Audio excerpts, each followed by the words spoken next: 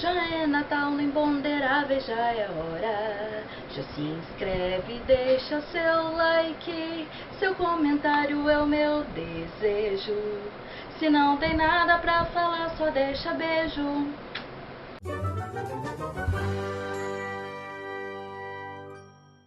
Oi, meu bem, tudo bem? Hoje a gente tem uma convidada muitíssimo especial.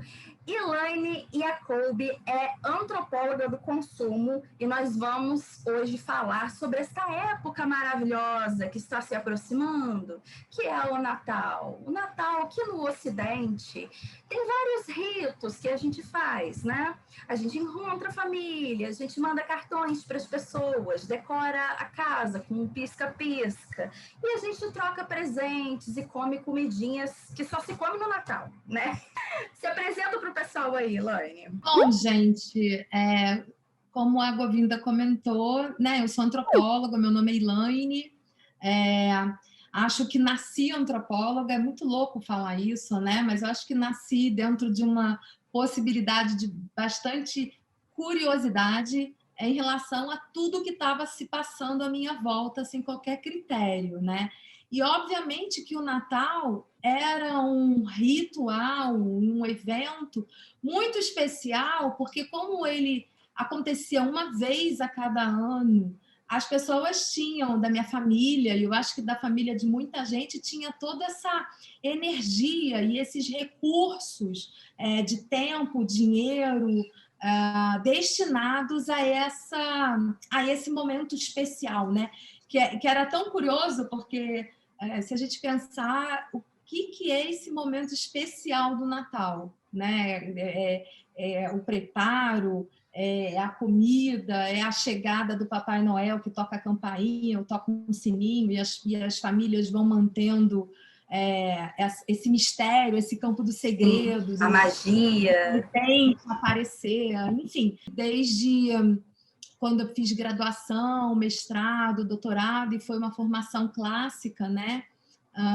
O campo do consumo sempre foi um tema de bastante interesse dentro da sua transversalidade, porque todos somos consumidores. Então, mesmo quando a gente pensa lá quando a gente pensa dos povos ditos primitivos e selvagens, os aborígenes, né?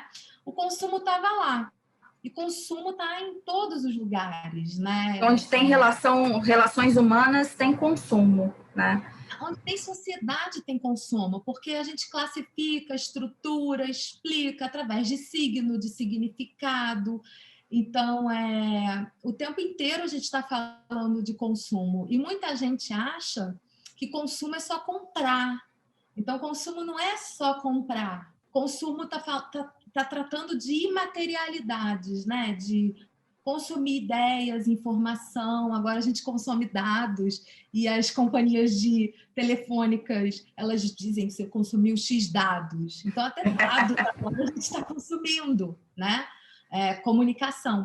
Então, o estudo da antropologia do consumo, ele é muito mais amplo e eu defendo como uma área bastante relevante dentro da antropologia social como um todo, porque nós sempre temos essa vertente de entender as diferenças e as semelhanças e como as pessoas se estruturam quanto indivíduos e quanto grupos a partir do consumo e o consumo inserido nessa jossa toda. É muito interessante que o Natal ele é um rito religioso que no Ocidente ele assume também outros papéis, papel social, econômico, cultural, né? É interessante, você falou que as famílias dedicam tempo e uma parte do dinheiro delas também para essa celebração, né?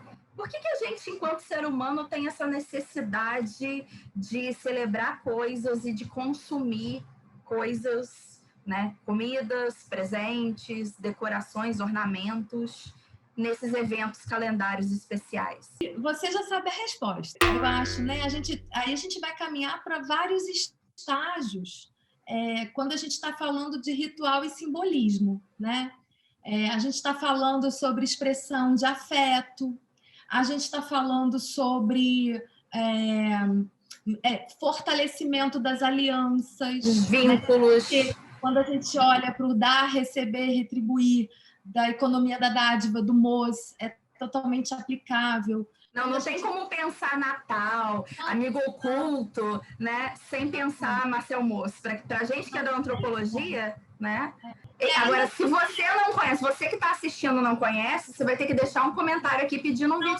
É um livrinho fofinho, tem até uma edição, eu acho que é da Kozak Naif, que é pequenininha de bolso, ó, é gostosinho de ler. E outra coisa que a gente tem que pensar é nessa possibilidade de encontro dos familiares, dos vizinhos, das relações vicinais, onde o anfitrião oferta ao convidado o melhor que ele pode dar, né? E aí essa queima de recursos, né, que ele chama de potlatch, e aí cada um vai ter a sua o seu sotaque ou a sua forma de falar, que é essa questão da hierarquização das relações. De repente, alguém da nossa sociedade que é maltratado no seu trabalho ou desvalorizado, aí também o governo e todas as companhias de necessidades básicas diz para ele que ele não é um cidadão importante, porque ele entra no ônibus e ele é tratado como um gado, né, que passa numa roleta, e aí a luz falta. Quer dizer, ele vive numa série, uma alienação, onde o papel do indivíduo e a importância desse cidadão, do direito e dever, está o tempo inteiro sendo achincalhada, ele sai de casa sendo esbofeteado. Você está descrevendo o trabalhador brasileiro, né? Quase que geral. Aí quando chega o Natal, ou quando chega uma festa, enfim, mas o Natal é muito emblemático, ele abre as portas da casa dele, ele passa uma tinta, de repente, na sala, mesmo quando é aquele Natal que cada um leva uma coisa, né? Mas, de alguma forma, ali é uma hierarquização dessa relação. Ele deixa de ser esse cidadão totalmente achincalhado, um subcidadão, para virar o quê? Um anfitrião. E aí, como anfitrião, ele vai pensar na batata palha, do salpicão, ele vai pensar no que no iogurte, não, no refrigerante que as pessoas gostam, na batida, né, que é o drink, na cidra, cerezé, enfim, ou naquilo que ele gosta de beber, o vingalhoto. Quer dizer, ele vai pensar não só nele, mas em todas essas pessoas que são as pessoas que estão sempre conectadas, mesmo brigando, porque estar perto traz conflito. E o conflito dos natais são sempre perdoados, porque é aquela história... O espírito de Natal, né? Porque aí você vai cobrar, você... Quer dizer, a gente está junto, está separado, por que não faz mais vezes? Porque você não me recebe, mas eu estou ocupado. E aí repara em quem engordou, em quem emagreceu, aí quem engordou se defende por quem engordou. Quer dizer, é um jeito de criar uma série de conexões que são imateriais e materiais. E tudo isso embalado por uma data específica, como você disse no início, que foi predestinado ou destinado a um evento religioso. Para muita gente, a Missa do Galo ficou para depois, e o que vale mesmo é você comer muito.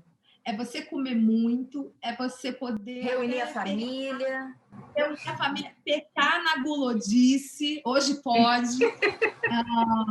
E vira um momento de permissões também, né? De você fazer um esforço para gastar, para quem ganha 13º, fazer o dinheiro esticar, para poder ter a brincadeira do amigo secreto ou amigo oculto, ou para você dar presente só para as crianças. Presente aqui só para as crianças, né? E cada um vai criando e recriando e reproduzindo a sua regra. Essas regras sociais do Natal. Não esqueça, hoje em dia, por exemplo, o Natal começa no WhatsApp, num grupo de WhatsApp. O Natal não começa quando toca a musiquinha da Líder Magazine. O Natal já tem o pré-natal. Tem o pré-natal, que é quando a gente começa a conversar em família sobre quem vai levar o quê, aonde vai ser o Natal esse ano. Eu lembro o livro do Arno, a gente estava falando mais cedo antes de começar a gravação do Arno Vogel, né? O livro dele, O Pastor Peregrino, na introdução do livro, ele descreve o Natal dele da infância e ele fala que um rito é também a sua preparação. Ele não é só o dia 24 para o 25. Quando eu estava na graduação, eu tive aula de Antropologia 1 com Peter Frey. E o nosso trabalho de fim de semestre, era a gente fazer uma espécie de, não uma etnografia, mas uma descrição etnográfica. Foi a primeira vez que eu tive que sair do natural, olhar para minha família com o olhar do exótico, né? E aí era tão engraçado, eu tenho esse texto até hoje, mas eu fui reparando nas pessoas chegando com pirex, eu tive que explicar o que era pirex, Nadir Figueiredo. As pessoas com cabelo molhado, porque as pessoas tinham que mostrar que toma banho. Uma das coisas de você... Ai, tá cheirosa! Ou seja, a roupa nova, tinha que falar da roupa nova, as pessoas falavam... começavam a falar sobre quem fez o quê, porque na hora que se colocava aquela mesa, né, tudo embrulhado de papel alumínio, né, ou daquele plástico filme, nem sempre a toalha era especial, às vezes era uma toalha, mas só a disposição dos alimentos, ou a quantidade exagerada dos alimentos. E aí as pessoas iam chegando, e que horas a gente começa a comer? Tem gente que começa antes da meia-noite, depois da meia-noite. Aí tem essa... E aí na minha família era comer sempre. Chegou, vai comendo, vai comendo, vai comendo. E aí dá pausa, o Papai Noel chega. Quando o Papai Noel chega, tem na época, né, tinha o furor do Papai Noel, que deixava as pessoas com um pouco de barriga vazia, a gente voltava a comer. Então, assim... Maravilhoso! Era sempre um lugar de muita gula, de mostrar, eu acho que não só de mostrar, mas usufruir dessa abundância. Acho que Natal, quando a gente está falando da roupa nova, do banho, do perfume, quando a gente está falando dessas materialidades, a gente está falando de uma coisa que as pessoas muitas vezes não têm isso ao longo do ano inteiro, mas naquele momento o consumo de abundância ele é permitido. E, historicamente, quando a gente fala de consumo, existe uma moralidade muito grande para falar de consumo, né? Você justifica o consumo, você diz, ai, que bonita a sua blusa, comprei na liquidação, se justifica, né? O tempo inteiro existe uma moralidade, então aí a gente transforma tudo aquilo que é básico, aliás, que é supérfluo, percebido como supérfluo, para um lugar que é básico. Eu tenho uma vontade grande de comprar um ring light. Mas eu estou fazendo muitos canais no YouTube agora, então eu vou comprar porque é para o trabalho. Então, justificou o consumo. A gente sempre entra, isso não é meu, gente, isso é da Lívia Barbosa, que é a pioneira de estudos de antropologia do consumo no Brasil, junto do Everardo Rocha e da Laura Graziella Gomes. Então, a gente está falando dessa moralização e essa moralidade de trazer o básico versus o supérfluo. E aí o Natal, ele deixa tudo aquilo que seria caríssimo, talvez comprar um peru, e aí, né? Rabanada, que tem um pão especial, né? O panetone, que é caríssimo. Caríssimo, né? E aí você até se permite, né? Permite, seu organismo reclama, mas não pode faltar, né? Então, assim, dentro do Natal, as pessoas, elas fazem essa transição, né? Sem a gente perceber, isso não é de uma forma consciente, está dentro do nosso inconsciente coletivo. Então, está na ideia das autoindulgências, né? Um dos significados, né, que estão na cultura da nossa sociedade. Né? Todas as sociedades, praticamente, hoje, pelo globo, comemoram o Natal de alguma forma, às vezes com outros nomes, com diferentes ritos, mas existe uma celebração. O Natal se tornou, mesmo em países não cristãos, né? Existe também, desculpa te cortar, existe Nada? também a possibilidade de pais que carregam culpa porque são, talvez, trabalham muito, são mais ausentes, de dar o PS5, PS3, PS sei lá qual é, para o seu filho, né? De dar um presente melhor. O Natal, no Natal te dão um presente mais caro. O Natal e o aniversário, né? Então, Natal é o aniversário de Jesus Cristo, né? A ideia é essa, né? O aniversariante é esquecido, muitas vezes. Mas aí, ao mesmo tempo, há uma visão desse consumo do espírito, consumo do estar junto, de fortalecimento das redes, né? Tem gente, por exemplo, que mora em condomínio ou em prédio, aí fica com receio, porque o porteiro está longe da família dele, atocha o porteiro de comida. Para fazer caridade. Ele se sentia um pouco mais quentinho, ou ele se sentia acolhido, porque Natal também é acolhimento, né? Sim, eu lembro, você falou isso, eu lembrei de um relato uma vez de uma moça que ela saiu para doar quentinhas para moradores em situação de rua, né? E aí tinha... Exatamente. O rapaz, ela, moço, tem uma comidinha aqui para você. Moça, eu tô tentando dormir, já é a 4ª pessoa que veio me dar comida hoje. E essas pessoas, elas têm fome em outros dias do ano, não é só no Natal. Não tem onde acondicionar. Simples, não tem geladeira. Pois é, né? Então, assim, essa questão também do espírito de bondade, de espalhar... E aí tem até umas coisas assim, do tipo, quando a gente tem velhos na família, né? E aí fala, será que esse vai ser o último Natal? Ou quando existem bebês, esse é o primeiro Natal. Então, assim, a gente o tempo inteiro, mesmo não sendo todos antropólogos e observadores participantes, a gente vai criando todas essas classificações e vai ordenando a vida a partir dos rituais, né? E esses rituais têm a sua materialidade, têm o seu significado, tem essa separação do tempo, espaço, né? Para que justamente seja especial, seja memorável, né? E aí é um tal de tiração de foto, e aí é o pinheiro, que mesmo no Brasil não dando, só lá talvez, no sul do país, a gente vai lá, compra o pinheiro. Agora eu estou achando maravilhoso, porque no comércio popular tem o pinheiro arco-íris, já GLBT.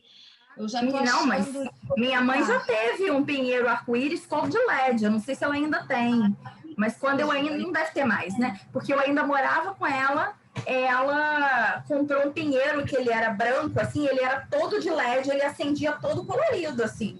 Era um fenômeno. Os movimentos sociais, das bandeiras que precisam ser erguidas. Então, assim, e aí tem uma das coisas que eu adoro fazer, eu já faço já há algum tempo, quando você vai, não sei agora na pandemia, mas até ano passado, é passar nos correios da sua cidade, o correio central da sua cidade. Sim, isso é legal. E aí você escolher umas 3 cartinhas assim, 5, 3, você vai lá, e aí os pedidos são tão comoventes. Teve um que mexeu bastante comigo, foi uma criança que queria comer uma barra de chocolate só para ela. Ela disse que ela tinha 9 irmãos. Era sempre dividido. E aí o sonho dela, Papai Noel, era uma barra de chocolate só para ela. E aí é mó barato, porque o que eu fiz, né? Eu comprei uma dúzia de barra de chocolate, entreguei no correio.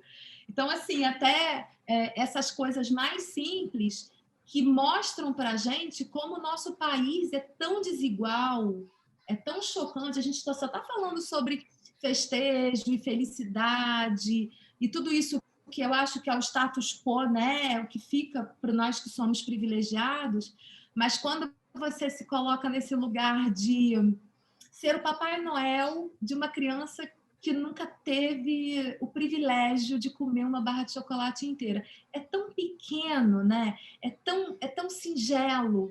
E aí os pedidos eram muito curiosos, assim, não era nem... Era o carrinho que podia até vir sem roda. Era a boneca que podia ter o cabelo curto, assim, sabe? Nem precisa ter o cabelo comprido. Porque ele está falando dos brinquedos usados.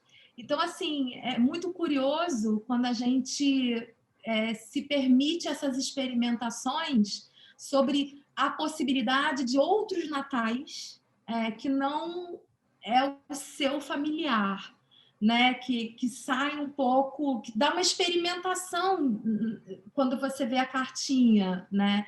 E outra coisa que eu não sei se todo mundo tem coragem de fazer isso, eu tive. Óbvio que minha família já ficou bastante triste, mas é passar o Natal na casa de outras pessoas completamente diferentes e que você não sabe nem quem é o anfitrião. Nossa! Então, eu já... tipo, eu trouxe uma amiga porque ela é solteira sozinha e ela tá... E aí eu ir lá para eu poder observar. E aí ter Natal dos muito ricos e ter o Natal dos muito pobres e ter o Natal dos pobres que se viram e fazem um Natal bastante, digamos, abastado. E, ao mesmo tempo, ter um Natal do rico, onde, por exemplo, eu estava dirigindo e não podia beber a champanhe Cristal, que parece que é uma champanhe muito cara, e eu levei um problema para a anfitriã. Ela chegou para mim agora, o que eu vou fazer com você? Eu falei, água tá bom. É porque tem lei seca. Tem o enterro dos ossos, mas antes do enterro dos ossos, né, que a gente come o que sobrou, né, tem também o levar para casa. Tem as marmitinhas. A partilha. Então, quase Santa Ceia, é mera coincidência. Então, você vai fazer a partilha da comida, por isso que a abundância é importante, né? Porque a abundância tem que dar conta do levar para casa e depois do reencontro. E, às vezes, o grupo muda, né? Que você vai dar uma... Por exemplo, quem é casado passa o 24 com a mãe, aí o 25 vai com a sogra. Aí existem essas regras todas. E aí você tem que ter a abundância para o dia 25 ter o momento almoço do enterro dos ossos. Então, assim, tem até... E aí o dilema de toda mulher, dona de casa ou não, de encaixar tudo na geladeira, gente. Aí, realmente, para quem teve uma aproximação com Lego, é super válida. É aí nesse momento... É por isso que a gente brinca de Lego. Você tem consciência do porquê que o Lego foi importante. Por que encaixar o redondo, o oval? Por que se faz? Se a geladeira é retangular, por que a travessa é oval?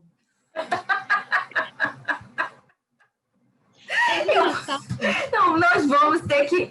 Essa é a frase que tem que encerrar esse vídeo. Fica aí essa pergunta para você responder nos comentários, né? Se a geladeira é retangular, por que a travessa é oval e por que os potes daquela marca que a gente não vai falar porque não está patrocinando são redondos, né?